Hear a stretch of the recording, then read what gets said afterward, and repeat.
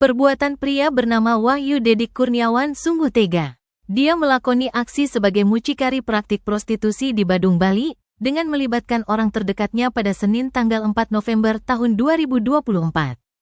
Mirisnya, perempuan yang ia jual kepada pria hidung belang untuk melayani jasa wik-wik tak lain adalah pacarnya sendiri yang berinisial IL. Kasus ini diungkap oleh tim Opsnal Unit 4 Satreskrim Polres Badung. Kasus jual pacar untuk wik-wik itu terkuak bermula dari adanya informasi prostitusi online melalui media sosial Twitter atau X.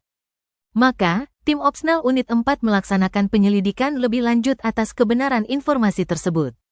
Polisi pun menyamar untuk berkomunikasi dengan akun Twitter tersebut.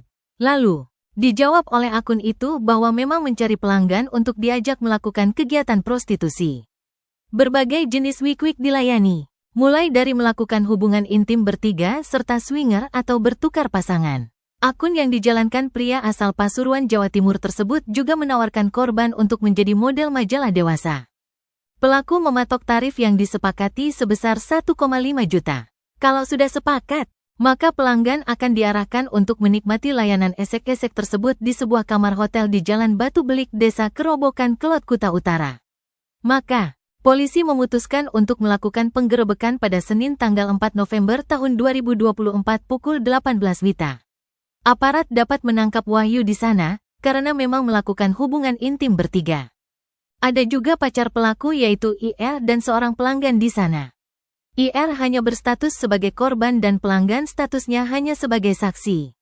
Saat diinterogasi, Wahyu mengaku sudah 5 kali menjajakan sang pacar kepada pelanggan. Motif mantan pekerja kafe tersebut melakukan kejahatan ini adalah karena kebutuhan ekonomi.